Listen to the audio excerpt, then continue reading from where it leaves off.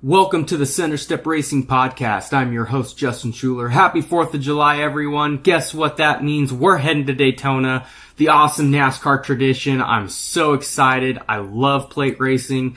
I'm just one of those guys who's really into mental racing as well as the physical short tracks on top of that too. So really pumped for this upcoming weekend.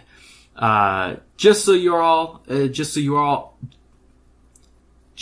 you all are aware, if you want to help out and sponsor this podcast, drop me an email, podcast@centerstepracing.com. I'll send you over some information on what you can do and how that will help your business get advertised in multiple areas across my podcast here. So would appreciate that if anyone does have any interest, and we can go ahead and figure out what package works for you guys as far as your business and whatnot. In my last podcast, I did mention Wendy Venturini from Performance Racing Network, or PRN, about the accident back at Sonoma. Wanted to just give a shout out to her. Thankful that she is back home now and recovering. So good news there on that.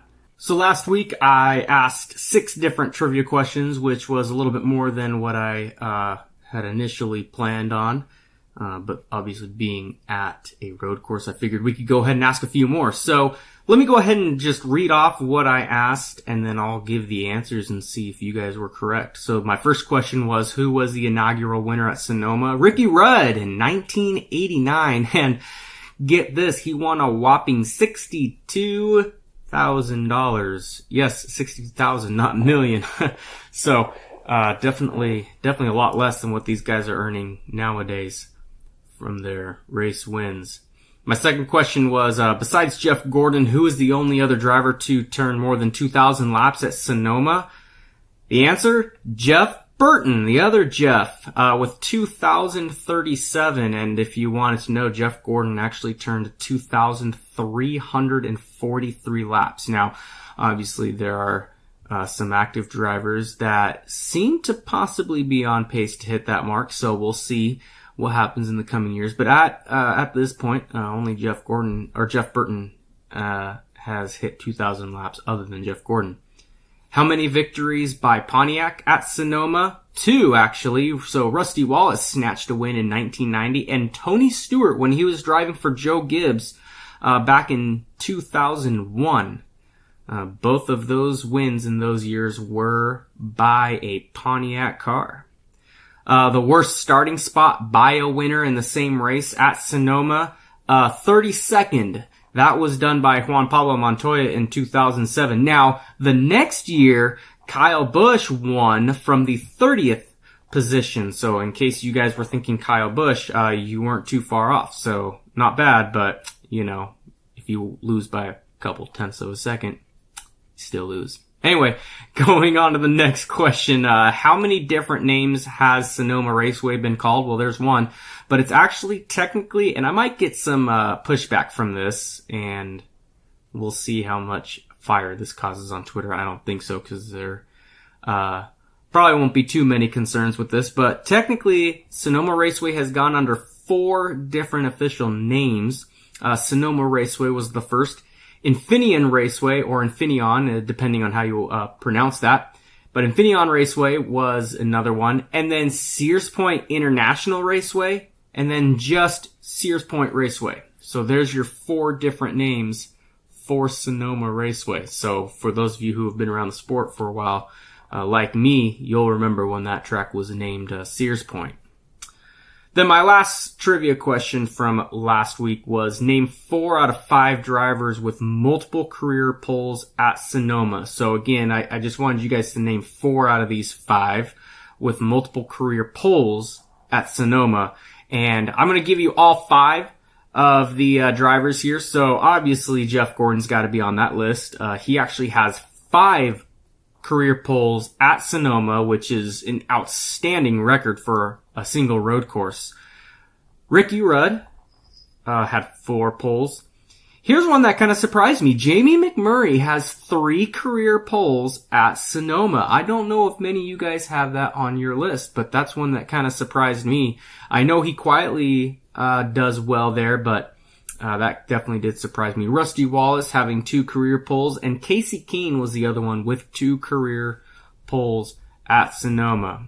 All right, so let me go ahead and shift gears. We'll focus on Daytona, and I want to actually focus specifically on the July race with Daytona. So let me go ahead and give you a few trivia questions for this week, and I'll make sure I actually post them on my Twitter handles. Again, that's at JSchuler, JSCHUOLER.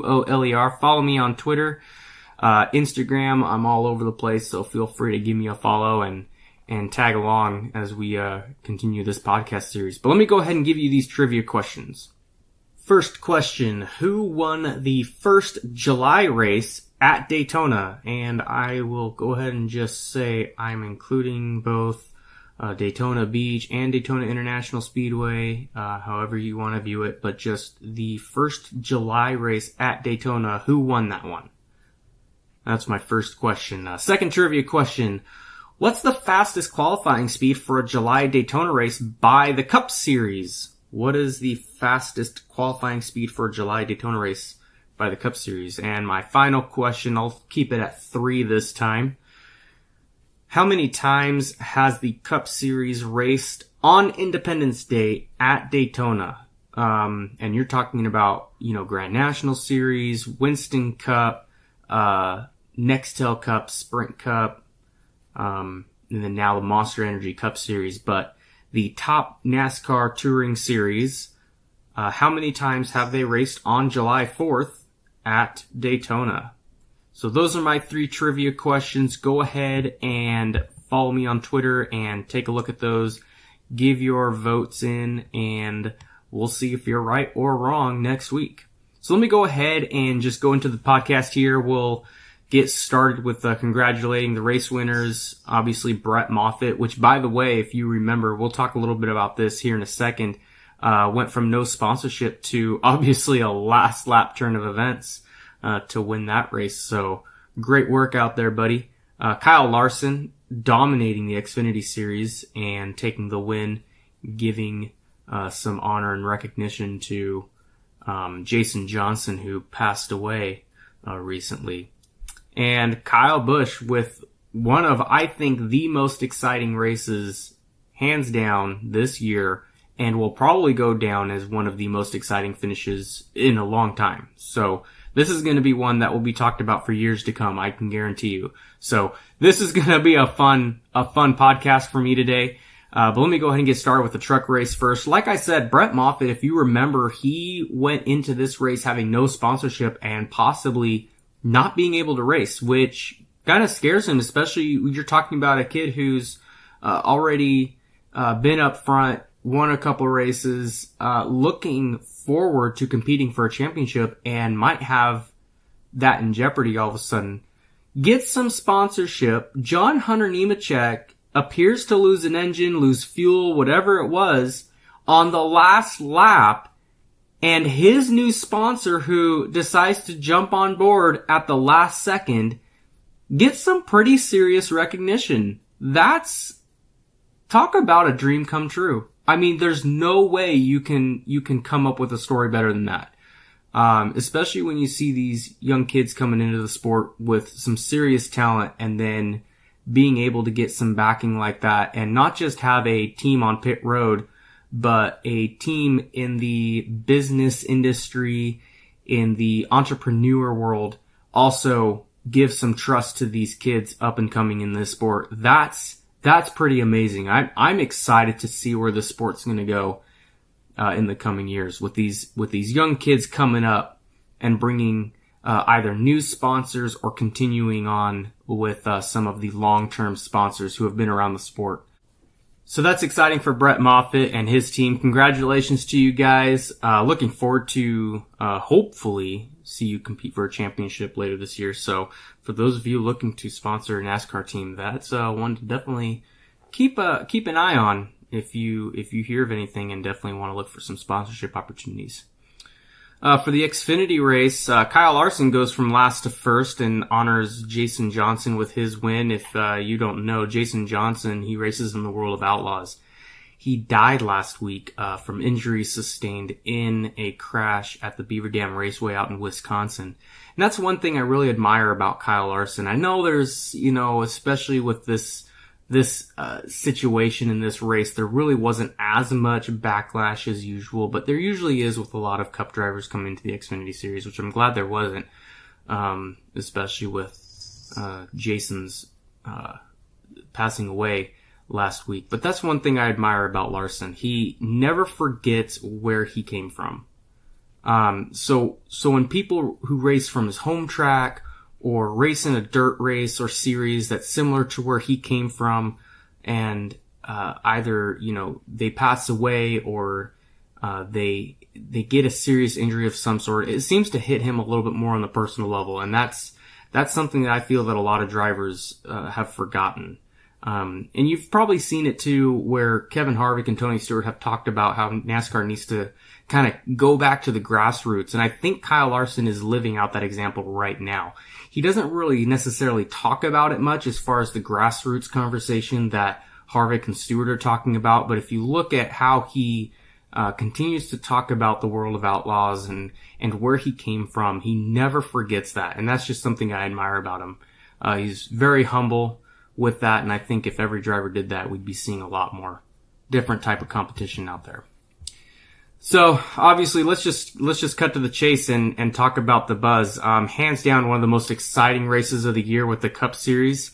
And I'll tell you what, I'm not a fan of mile and a halves, but the race that we saw between Kevin Harvick and Kurt Busch, and then the race at the end between Kyle Larson and Kyle Busch, made it one of the most exciting races of the year, if not the most. So a lot of drivers at the Xfinity race needed extra water, ice packs, things like that. At the Cup race, same thing when everyone came down. I guess even some drivers needed some extra ice packs to shove in their suits during some of the pit stops and whatnot. So the heat may have gotten to a couple of drivers, and that may have caused them to race a bit more aggressively. That can happen sometimes. But the biggest buzz that's been going on is, were they dirty moves or was it just good racing? So let me talk about the situation between Kevin Harvick and Kurt Busch, and let me just put you in the driver's seat for a second. If I'm Kurt Busch, I'm just assuming that my teammate will give me some slack. I don't care if it's Kevin Harvick, Eric Almirola, Clint Bowyer, or Danica Patrick, a year or two ago. I don't care who they are. If it's my teammate, I'm expecting them to give me a little bit of slack. And especially when we're coming to the green-white checkered, it's not the end of the race. We're not going to, pinch each other up to the wall to where you can't even fit a paper between the car and the wall or between our cars kind of thing. But obviously Kurt was wrong. And if I'm Kevin Harvick, I'm sitting there in second. I know my teammate a little bit more than I do the rest of the competition. So I know how Kurt Busch drives. I know how he defends, and I know how he'll race me just a little bit more than everyone else. So that's how I have the advantage of knowing how I can get around him, because I already know his weaknesses and I already know inside his head some part of what he's thinking. And I think that's exactly what we saw at the end of that stage, where Kevin Harvick snuck around the outside. I don't know how he fit in there on the outside, but my gosh, looking at the replay, you couldn't see anything between his car and the wall and between Kurt Busch and Kevin Harvick. So obviously Kurt Busch being a little frustrated over the radio, I get that. I understand that. And I think Kurt Busch did the right thing, just kind of let it all out at once. And then you could tell about 10 seconds later, boom, he was right back to focused on finishing out that race. So very exciting finish there. Now, Kyle Busch and Kyle Larson, was it a dirty move or was it clean, good, hard racing? And I'm just going to say right now, especially to all you Kyle Busch haters, that was fair game. And here's the racing etiquette. And I think Dale Earnhardt even said something along this line too, where you hit me once, I'll hit you twice kind of thing. And Kyle Larson pinched Busch up into the wall, tried to do that slide job, ended up alongside him, tagged him in that left rear, and put Kyle Busch in the wall a little bit. But they both kept wheeling it and both kept racing. And so that means the ball has now gone over to Kyle Busch's side of the court, and it's now Kyle Busch's turn to do a little payback. In racing etiquette, that is completely normal. That's not aggressive, that's not passive aggressive, whatever you want to call it. That is what we call absolute fair game. If someone pinches you up into the wall, you have all the right to do the same, if not a little bit more, either in the next corner or in some cases, and I've seen this, I'll explain this in a little bit, but you'll even see some people talk about, oh, he wrecked me 6 years ago at such and such track back when we were in some other series. You'll see that, especially if you go to short tracks. Go to your local short track. Watch a full season at your local short track and keep going for about 5-6 years. You'll start seeing where the rivalries are and where one person wrecked another person, and a few years later, you'll see that person that got wrecked finally get his chance to do some payback. You'll see that happen. Drivers don't have a short-term memory. They have a very long-term memory. They know exactly who wrecked who, at what track, at what event, in what year, and will always keep that in the back of their mind every single race. And if they have a chance to where they feel they can pay back that other person on an equal level, if not more, then they'll do it. If they don't think they can pay back enough to where it's, that wasn't quite what you did for me. You didn't quite ruin my day that bad. You'll see drivers actually be patient. Doesn't this sound a little familiar? Matt Kenseth and Joey Logano fans? That's exactly what happened there. That's exactly what happened. Joey Logano went up and spun Kenseth out. That spin resulted in Kenseth not making the next round of the chase. What did you see? Everyone says that they saw Matt Kenseth go 2 laps down and get wrecked by go wreck Joey Logano at Martinsville. No. Here's exactly what happened. Matt Kenseth put Joey Logano in the back of his mind and said, you ruined my chances for going after a championship, so I am going to wait until the opportune moment to ruin your chances for going after a championship. It could be this year, it could be next year, it could be 5 years from now, who knows? But you better keep your eye out. That's why they call Dale Earnhardt the Intimidator. You barely brush up against him. You hear this from drivers all the time. They barely brush up against him, and they're always shivering when they see that black good wrench in their mirror, all up against their bumper. Oh gosh, is he going to spin me out? What is he going to do? And then the next thing you know, he just gets right by you. He intimidated you. So at Martinsville, if you don't remember exactly what happened, there was actually one separate incident that happened just before Kenseth took Logano out. If you remember, on a restart, Kenseth got spun by both Keselowski and Logano, who happened to be teammates. So now let me put you in Matt Kenseth's mind. Okay? Here's exactly what Kenseth thought. Oh, so I first get wrecked by Logano, and now I'm getting ganged up by his teammate? And that's where you saw Kenseth hit his limit. You can even see the most timid drivers lose their cool and become some of the most furious villains out on the track. Like that. And that's exactly what you saw with Kenseth. You saw that switch flip, and 2 laps down with a beat up front grille, he didn't care. He was just waiting for this little yellow 22 car to come around the track. 2 laps down? I don't care. I'm gonna ruin his chances for a championship just like him and his punk teammate. Yeah, did he exactly say that? I don't know. But that's what I would be saying if that were my seat.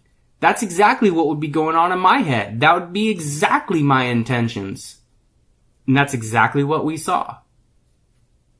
Now, obviously that's an extreme example, but if you kind of tone it down a little bit, you saw the exact same thing here at Chicagoland between Kyle Busch and Kyle Larson. Larson put Kyle Busch into the wall in turn 2. And let me tell you what, that's the first mistake Larson did. He should have waited to turn 4. Why? Because then Kyle Busch doesn't have another turn to get back at him in the same race. But what did Larson do? He pinched him up into the wall in turn 2, and thus gave Kyle Busch one turn to give immediate payback. And in Kyle Busch's mind, which, let's just be a little honest here, he has a little shorter fuse than the average driver in the field,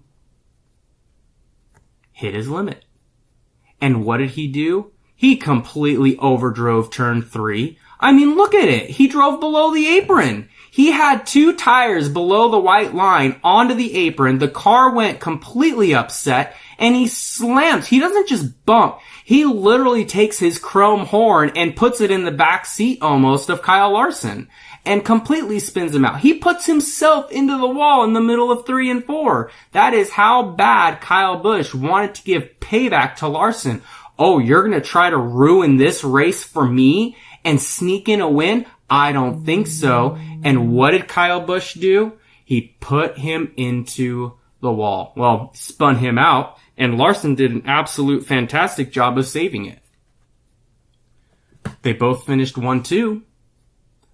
Larson didn't completely wreck. Kyle Busch didn't completely wreck. Both of them had absolute beat-up cars. I would love to get that race to win die cast. I'm talking to you, Lionel. But at the same time, that's fair game right there. I could go on with other examples too. I mean, you're looking at just one of the more recent ones besides Kenseth and Logano, Tony Stewart and Denny Hamlin in Sonoma. Stewart probably felt that, oh man, I slightly overdrove turn 7, then Hamlin took advantage of it and gave me a little rub to sneak on by. And guess what happened? Turn 11, Hamlin slightly overdrove it, and Tony Stewart paid him back and shoved Hamlin right into the wall to get his last win. And then, come on, how can we forget the rivalry between Dale Earnhardt and Terry Labonte at Bristol? 95 and 99. Both of them beating and banging on each other. Terry Labonte won the 95 race and Earnhardt won the 99 one. So there's plenty of that going on. In fact, I think it was Race Hub. They did a live poll on Twitter while they were having their show air. And 71% said it was fair game. And I agree with AJ Allmendinger, who was on the show. And he was completely blown, his mind just completely blown as far as, what's this 29% that says no, this wasn't fair game? And he was kind of half joking, I think, saying it was all the Kyle Busch haters. But anyway, with that said, definitely one to watch again and again. You'll be seeing it all over the place with YouTube and different things like that. If you don't know, NASCAR actually uploads the full race on YouTube. So go ahead and check that out. If you haven't seen the finish at least, definitely one to watch for sure. Both the end of, I believe it was stage 2 with Kevin Harvick and Kurt Busch, and then the end of the race between Kyle Larson and Kyle Busch. Definitely worth watching. Alright, so my next section here, I call it between a rock and a hard race here, but there was someone, and I won't say his name because he's very legendary in the sport and I respect him a lot, but I respectfully disagree. But the question was, who is the best team in the Cup Series? And Brett Bodine says, Joe Gibbs Racing. And I have a poll right now on Twitter there's 4 options. You can choose between Stewart-Haas Racing, Joe Gibbs Racing, Team Penske, or another team.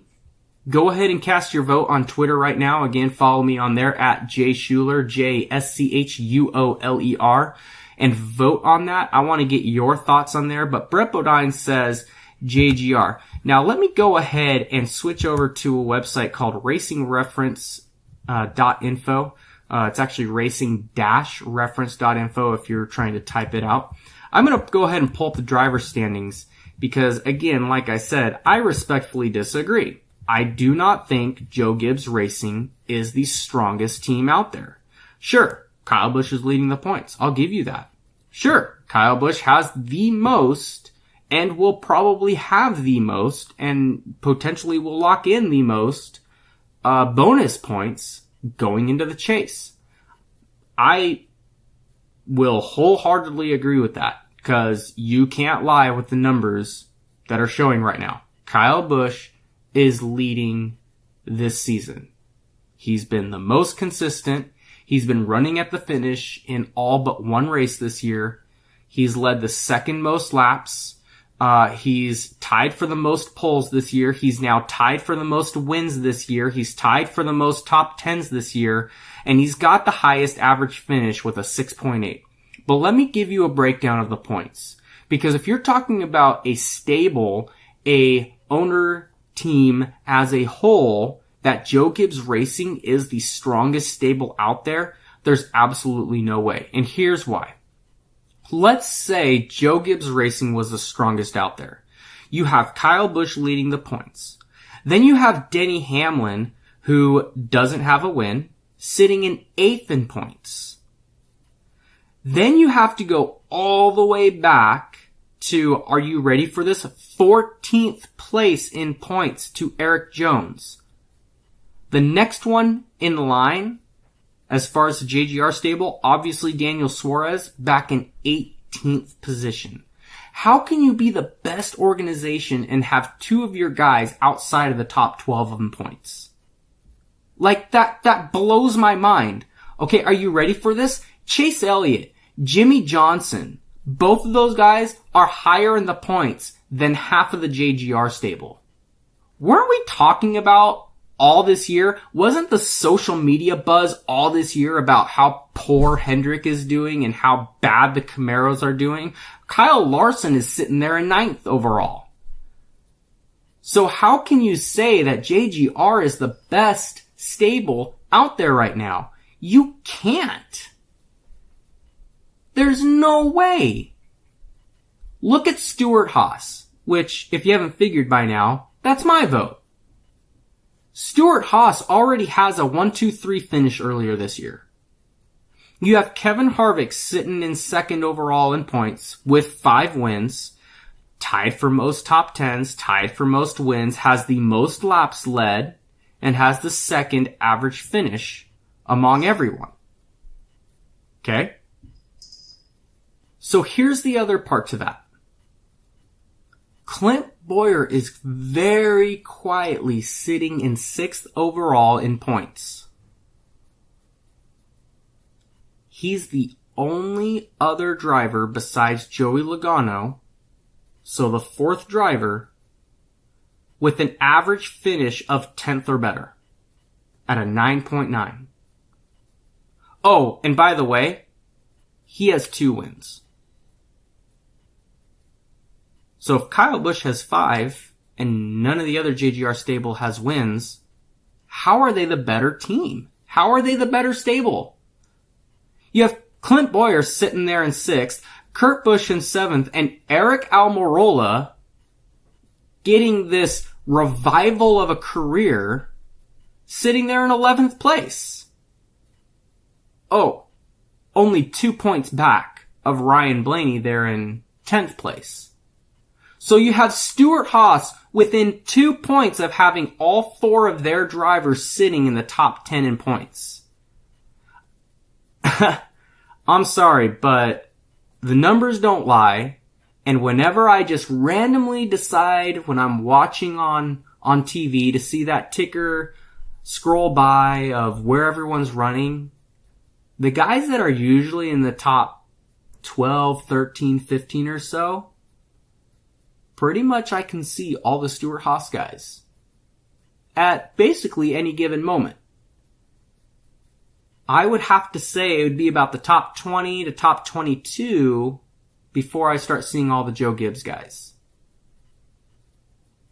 So when you try to say who's the best stable out there, my vote is definitely Stewart-Haas. But I want to hear your thoughts. Like I said, go on Twitter, check out my poll, go cast your vote. And if you're going to say another team, I want you to tell me why. I want to see what your thoughts are. I welcome people who disagree with me. I'm totally fine with that. But that's just my vote, and the numbers don't lie. So, Stewart-Haas Racing, I feel, is definitely the strongest out there.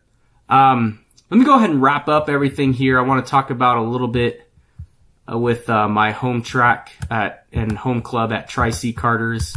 If you don't know, I'm one of the officials out there. I help announce a couple races a year as well. And man, being an official is extremely difficult. We saw some really good, hard, aggressive racing. Not quite like Kyle Larson and Kyle Busch where people are putting each other on the wall, but very, very aggressive racing where people know the limits of their karts and don't touch each other. But there were a couple classes where we saw sloppy racing, and finding that balance is one of the hardest jobs as an official. You have to call what you feel is dirty, but then allow what you feel is clean. And I think that's why those in NASCAR, IndyCar, Formula One, and so on, I think that's why those guys are the professionals. They know exactly what the limits are on their cars, and they know when to go over. They know exactly what the limits are on their car, and they know exactly when to go over. So I think that's why those guys are professionals. Alright, so with that said, here's my overdrive. So we'll give the green-white checkered here. So as we come around for the green flag, great finishes by these drivers. Alex Bowman, this was actually his first career back-to-back top 10 finishes in the Cup Series. That's kind of surprising considering how well he did, replacing Junior a couple of years ago in the Cup Series, but this was his first career back-to-back top 10 finishes in the Cup Series, so both at Sonoma and at Chicagoland. So great job with the 88 team. Clint Boyer, I know that's a little weird, but his 5th place finish just keeps solidifying my statement in my last podcast that he's going to be that 4th person to contend for a championship at Homestead. And my last one, Paul Menard for grabbing the pole. I heard someone say online or saw a couple comments on Facebook and Twitter where blind squirrels do find a nut once in a while, but that's apparently his 2nd career pole. Paul's not been a strong qualifier, but good job on getting it done at Chicagoland to get your 2nd career pole for the Wood brothers there. As we come around for the white flag, we're going to celebrate some birthdays here. Sterling Marlin on June 30th, Sam Hornish Jr., on June 2nd, and then obviously with all the Daytona memories, here's to a new one coming this weekend. And my checkered flag finish as far as what I'm looking forward to this weekend racing, as far as the action on track, just obviously all the great 4th of July traditions of Daytona racing. So you're going to actually see a lot more mental racing. So action's going to take time to build up for those of you that might not fully understand plate racing, especially some of the newer viewers. Watch for the drivers setting each other up for a pass actually a couple laps before the pass actually starts happening. You're going to start seeing that. You're going to start seeing the middle of the pack start forming up, maybe changing lines or lanes or starting to get close with each other. And start bump drafting each other, starting in the middle of the pack. And then you'll see that row, eventually that push, move up one car, then another one, and then eventually get up to, 4th, 5th, maybe even 2nd to push that person past the leader. You're going to start seeing some more of that mental racing going on. Not quite like the short track racing and the mile and a half racing that we've been seeing. You're going to see everything be a lot more mental, rather than physical. Looking forward to Daytona. Again, go ahead and check out my poll. I'll post those trivia questions on Twitter as well. But feel free to give me a follow, and looking forward to chatting with you guys next week. Bye-bye.